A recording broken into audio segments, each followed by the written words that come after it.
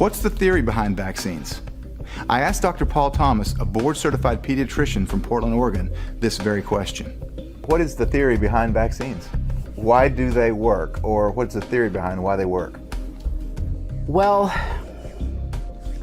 before I get into that, I just want to mention what we've lost in this whole vaccine discussion is that what really keeps us healthy is a strong immune system, all right? Now, having said that, is it possible to use your immune system and promote some aspect of it so you develop immunity against something that might be causing harm? And I think the theory of vaccination goes way back to smallpox, cowpox, Jenner, and all those pioneers. And they were able at that time to take a little bit of something that was causing disease or that was similar to it and get it under the skin and get your body to mount an immune response so that in the future, when you got exposed to smallpox, let's say, your body was ready to go, right? So in a simplistic term, I think that's what we're trying to do with vaccines. We're trying to prime the immune system with the organism that's been killed or pieces of the organism that's enough for the body to recognize it, and you develop antibodies so that next time you're exposed, your immune system reacts quickly and you don't actually get sick. So you'll have a huge immune response. And, to some extent, we've been successful, but where we've lost, we may have won a battle, but we've lost the war, in my opinion, is the collateral damage.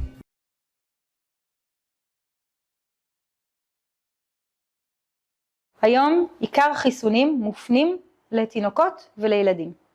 עד גיל 2, תכף אני אראה לכם גם את לוח החיסונים, יש 43 חיסונים. לא זריקות, אלא בעצם כי יש תרכיבים שמגיעים בזריקה אחת, אבל עם 5 פתוגנים שונים, אבל 43 מנות כאלה. האם זאת הטקטיקה הנכונה?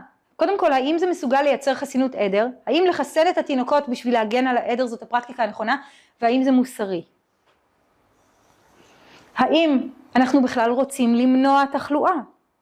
אמרנו, תחלואה בחצבת יכולה אפילו לאזן את מערכת החיסון, אז האם אנחנו רוצים למנוע מהילדים שלנו תחלואה בחצבת?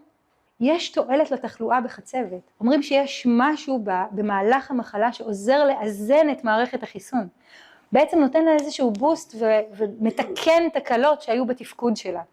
ויש הרבה דיווחים על הנושא של תועלת, של תחלואה. אפילו מפתחים תרופות שמבוססות על וירוסים.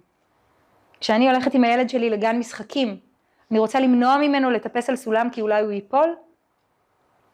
הטיפוס על הסולם מפתח לו כל מיני כישורים חשובים, אז אני לוקחת בחשבון את זה שהוא עלול גם ליפול, הוא מקבל איזו שריטה בברך. אנחנו צריכים לחשוב האם בנושא של תחלואה, כדאי לנו באמת לנסות למנוע את כל המחלות האלה. האם יש מחיר במניעה הזאת לאוכלוסייה כולה? מה שהזכרתי בנוגע לחסינות עדר, בנושא של ההתפרצויות הטבעיות, מה קורה כשחיסון מתערב פה בתהליך? מי מוגן ומי נשאר חשוף, גם אם החיסון עובד? ובכלל, בסופו של דבר, האם עבור הילד הפרטי שלי, החיסון מסוכן יותר מהמחלה או פחות? מה כדאי לי לעשות? אז אלה השאלות שאנחנו צריכים כל הזמן לזכור. יש לנו גם ברמה של העדר כולו, כי אנחנו, בכל זאת, אנחנו כן רוצים לשמור גם על הסביבה שלנו. אנחנו לא רוצים להיות אגואיסטים לחלוטין. ברור שהחובה שלנו היא קודם כל כלפי הילדים הפרטיים שלנו. אבל אנחנו כן רוצים משהו שיהיה לתועלת האוכלוסייה. אבל באיזה סיכון?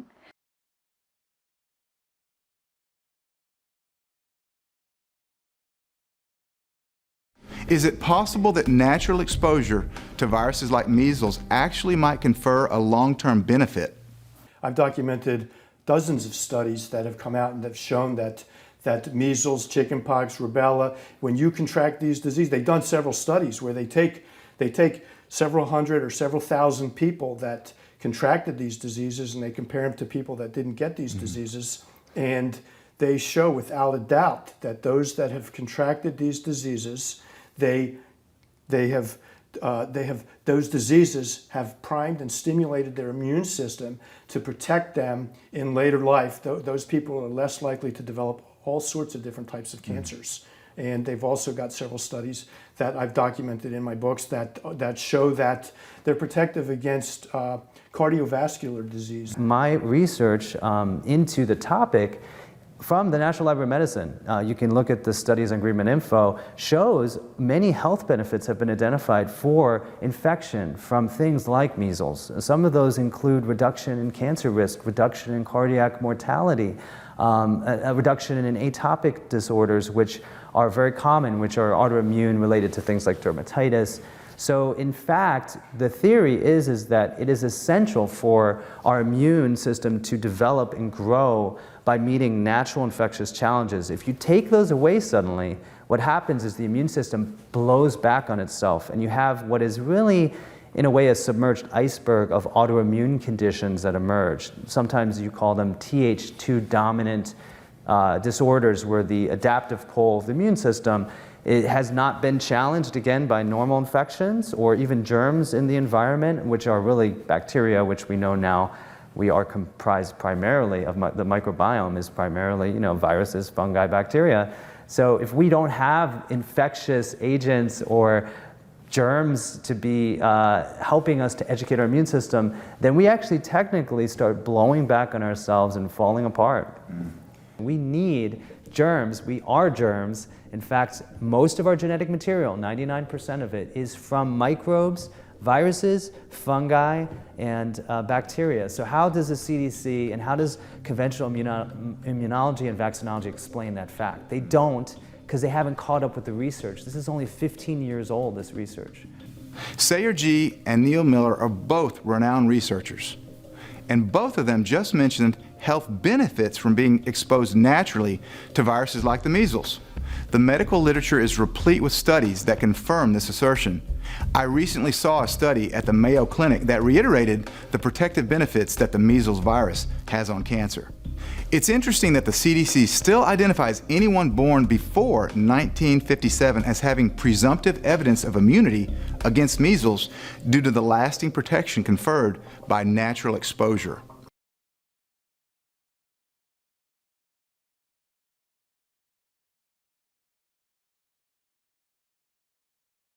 שלווקת חוגרת מאוד מאוד לא נעים, אבל מה? זה לא מונע שלווקת חוגרת. המחקרים בשטח מראים שלא רק שזה לא מונע, זה כנראה מגביר את התפוצה של שלווקת חוגרת. וזה גם, יש כאן אינסוף, זה משיטוט קצר בגוגל סקולר, באמת תיאורי מקרה של ילדים, שלא רק שהחיסון לאבעבועות רוח לא הגן עליהם מפני שלווקת, אלא אף גרם להם לשלווקת, שלווקת אצל ילדים. זו תופעה שאנחנו לא מכירים. שלווקת כתוצאה מהחיסון, ואצל הילדים האלה, אצל חלקם אפילו בדקו את הנגעים עצמם, וראו שזה הזן החיסוני. זה שלווקת שהתפרצה חד משמעי כתוצאה מהחיסון, וזה לא המאמרים היחידים, כן? יש כאן עוד. ועוד. לא. לא, אני יכולה להגיד לך באופן אישי, אני מכירה כאלה שהתחסנו לשלווקת וחלו בשלווקת ברמה שהצריכה אשפוז. לא, פשוט לא. אז כמו שאמרנו, שלווקת יכולה להתפתח, נחשפת או לא דרך חיסון או באופן טבעי, הווירוס אצלך בגוף, שלווקת מתפרצת כשהמערכת החיסונית שלנו במצב לא טוב. כשהיא לא מתפקדת תקין, יכולה להיות התפרצות חוזרת. זה קורה הרבה פעמים בתקופות של סטרס, דברים כאלה, רפואה טבעית, תלמדו למנוע בצורה הכי טובה. החיסון לא מונע את השלווקת, לא החיסון לאבעבועות ולא החיסון לשלווקת בעצמו.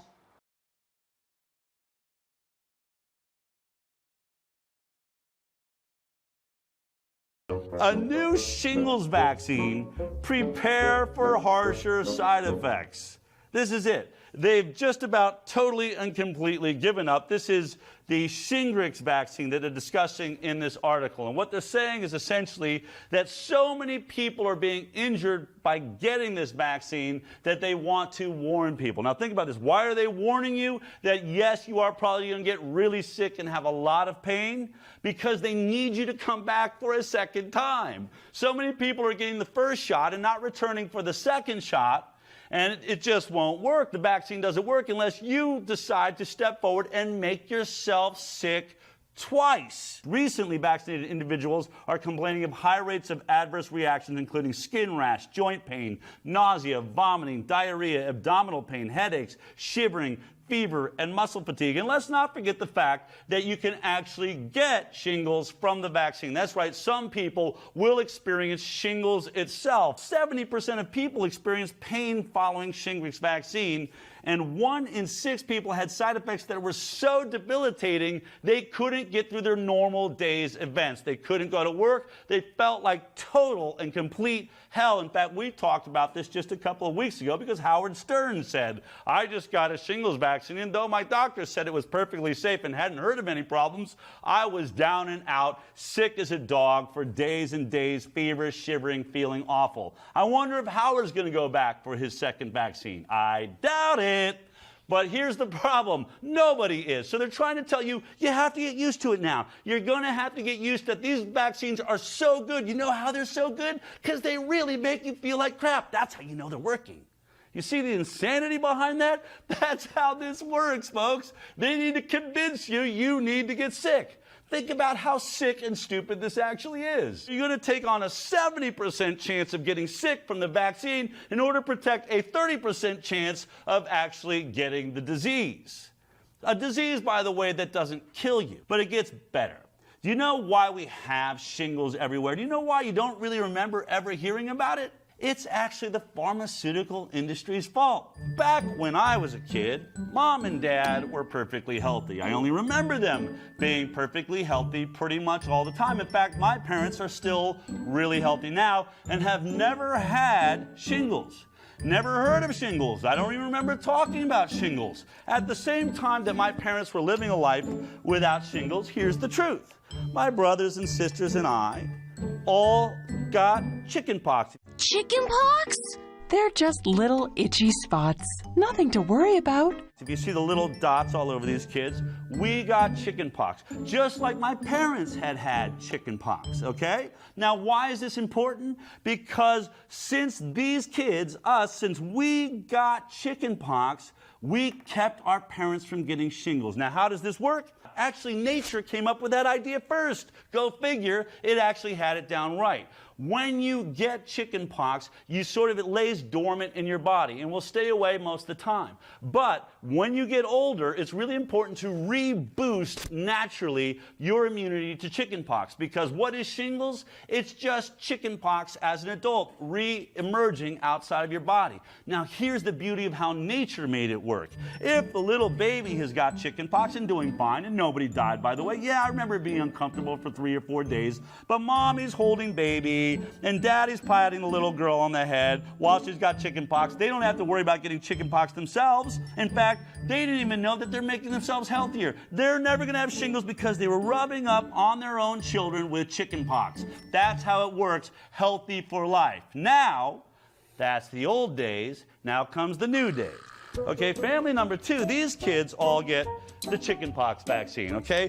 Boom, they have to get 2 of these. 1, 2, 2 for you, little man. 2 for you, little baby. Here we go. We're giving them chickenpox vaccines. Now, of course, they don't have any dots on their face, and they won't have any issues for 3 or 4 days, at least if they're amongst the 80% that the vaccine actually works on. 20% of kids will never have any effect from this vaccine, and guess what? They can be getting the chickenpox from their friends who get the vaccine, because this is one of the vaccines we admit sheds all over the freaking place. I feel like a chicken already. So they're going to be shedding on all their friends, whether they're vaccinated or unvaccinated, and some kids are going to get the strain that they've been injected with. But that's not really the problem. The problem is their mom and dad. Their mom and dad are suffering from shingles in a way that we've never seen. He's always fighting off the shingles, and she's fighting off the shingles. And the only way they're going to be able to stop the shingles is they're going to have to get vaccinated too, because they don't have children getting chickenpox rubbing up on them. They have nothing naturally boosting them, so pharma comes in Pharma's going to get them back. Pharma's going to get them up to speed. They're going to make sure this form of herd immunity works. How? They're going to give them 2 vaccines. 1, 2. And they're going to give her 2 vaccines. 1, 2. Do you see where this is going? See over here, folks, these organic, clean water drinking people, these naturally healthy people, they don't have to do anything. They never get a vaccine. They never pay pharma. And they're healthy for life. After these little spots leave after 3 or 4 days, they're going to look like mom and dad the rest of their life. But not these people. Even the ones that get the vaccine are going to have to worry about still breaking out in shingles. And as grandparents are going to have to worry about shingles. And while all this is happening, what's really going on? Pharma's making a fortune. Ka-ching, ka-ching, ka-ching, ka-ching, ka-ching, ka-ching, ka-ching, ka-ching. And what happens? That farmer's making a fortune. Like, oh my God, baby, I feel like crap. I can't get to work. Honey, can you watch the kids? I can't watch the kids. I can't barely stand up. I feel like crap. So glad we got that vaccine. So glad we can't go to work. So glad this entire thing's not working. There it is, folks. This is how it works. I want you to find any scientist that will come in and sit down in here and tell me that what I'm telling you is not the truth. We have sick people because pharma decided to make a fortune, and they're trying to make it illegal to be like this. We want to be like this. For those of us that want to put up with the 3 or 4 days of having the chicken pox so that we don't have shingles the rest of our lives, so that we never have to pay pharma a red cent to do what nature did so much better. Should this be illegal or should this be illegal? You decide.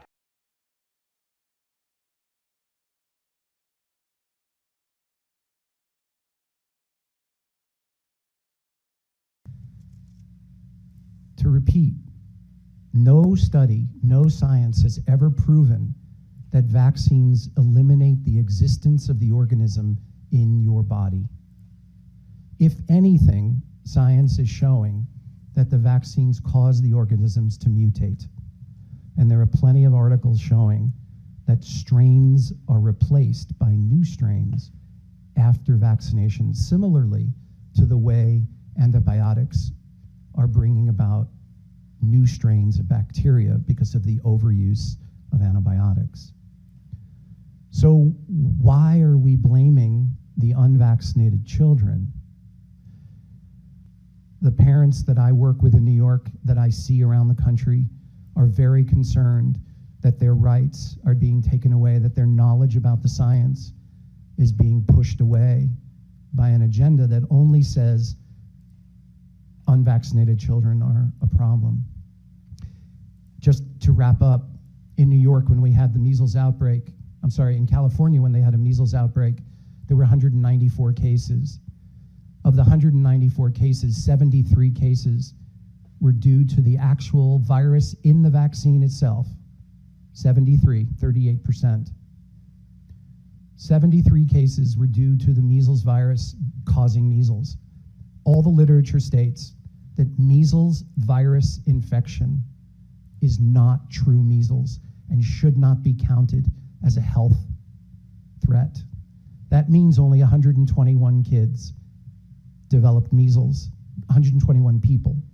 New York State did not do the proper testing that's given down by the CDC to test every child to see if the children had measles strain, wild type measles, or a mutated measles. There are cases around the country and around the world where in a 95 to 98% vaccinated population, they had measles outbreaks because they found mutated viruses.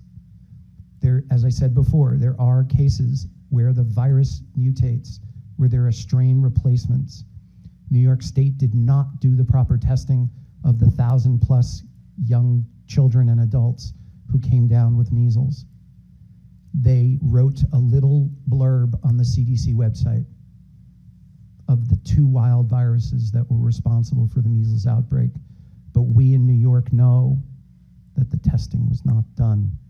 4,200 kids on Long Island had the religious exemption and were not vaccinated. And there was not one case of measles on Long Island. Thank you.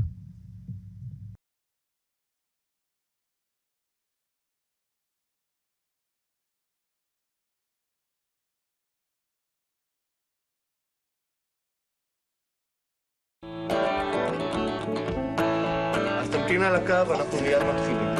שלך. 103 FM, רדיו ללא הפסקה, 104.5 FM, צפון ללא הפסקה. חזרנו אליכם, ומי איתנו על הקו? הלו? מדבר אסף. כן, אסף. רציתי לשאול אותך, נולד לנו עכשיו תינוק, ואשתי החליטה שהיא לא רוצה לחסן אותו. עכשיו, אותי זה קצת מפחיד. רציתי בבקשה לברר, הבן שלי בן 1.5 שנה. כן. כל החברות שלי עכשיו מטריפות אותי שחייבים לחסן אותו נגד הבעבועות. רציתי להתייעץ איתך, מה דעתך?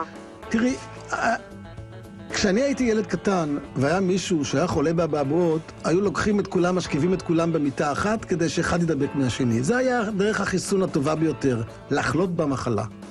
ומאז, כשלא היו חיסונים, מחלת ילדים הייתה להידבק אחד מהשני.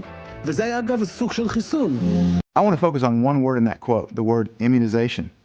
Beginning with smallpox, the process was referred to as variolation or inoculation, and it was the beginning of what we now call vaccination. In today's vernacular, oftentimes the terms vaccination and immunization are used interchangeably. But are they the same thing? I want to be very clear up front. As a scientist who owns my own private science lab, I am not opposed to the theory of immunization, the theory of it, how the body could respond to things and build its own immune system. What I am vehemently opposed to is the quack science behind the pushing of toxic vaccines that contain toxic elements and toxic chemicals that harm and kill children all across the world. So, you're not against the theory of vaccines, but you are against the way that they're pushed today. No, and I said I'm not against the theory of immunization. Immunization. Explain the difference. Vaccination is not immunization. So your body has a natural process of immunization in response. It's an adaptive response to exposure to, for example, live viruses that are all around us. You immunize yourself when you are exposed to a virus. Your body recognizes it because you have this functioning immune system, the blueprints of which are built into every cell of your body. You're a biochemical master of immunization. Yeah. You would not be alive if your ancestors weren't really, really good at this. So we immunize ourselves naturally all the time through exposure to viruses that make some people sick. Well, who do they make sick? The people who are vaccinated. Why is that?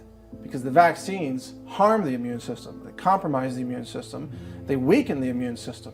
In the same way that you send an astronaut into space and they have no gravity, they have no stress on their bones and stress on their muscles, what happens? They atrophy.